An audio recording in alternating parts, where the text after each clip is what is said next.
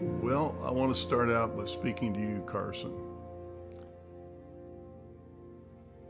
I've been very proud of you, son. You've overcome some disabilities, learning disabilities, and you're a straight A student. I can't feature how you do that. It's amazing. You've also married a wonderful woman, Alicia, and you're very well matched. And I foresee a very long marriage for you guys. So I'm very proud of you. I love you both. You probably have wondered, son, how in the world did I get the name Carson? Well, you know I'm a Tonight Show fan, and I watch Johnny Carson all the time. I chose Carson, not because I wanted you to become an entertainer or anything like that.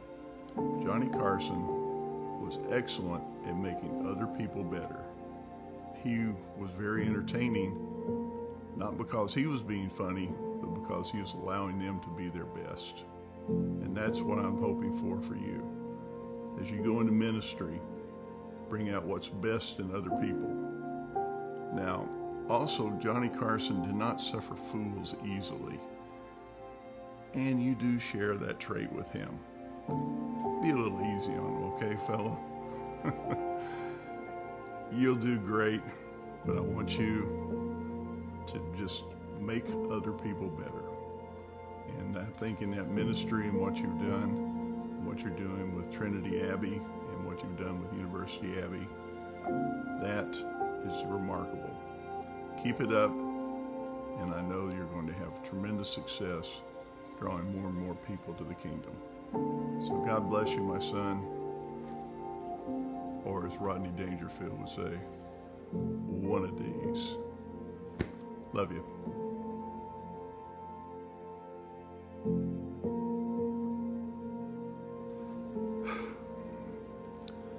Well, Clayton, not Clay, Clayton. You will always be Clayton to me. You're named after your grandfather. Well, actually, we're all named after your grandfather. He's Thomas Clayton Clark Sr. I'm Thomas Clayton Clark Jr. And I didn't want somebody calling you Trey, so you're Clayton Thomas Clark. Well, son, I'm really proud of you. You overcame stammering. Now you speak for a living. That's amazing. You couldn't get two words together at one time. And now, can't shut you up. So you're one of those. But I'm exceptionally proud of you, son. And I just ask you, keep going, keep focused. And when you called me that day and said you promise to be a follower of Christ all your life, that meant everything to me. So I'm just praying a blessing on you, that you'll continue to be successful in your business, in your family, and number one, in service to your Lord. Go get him, Tiger.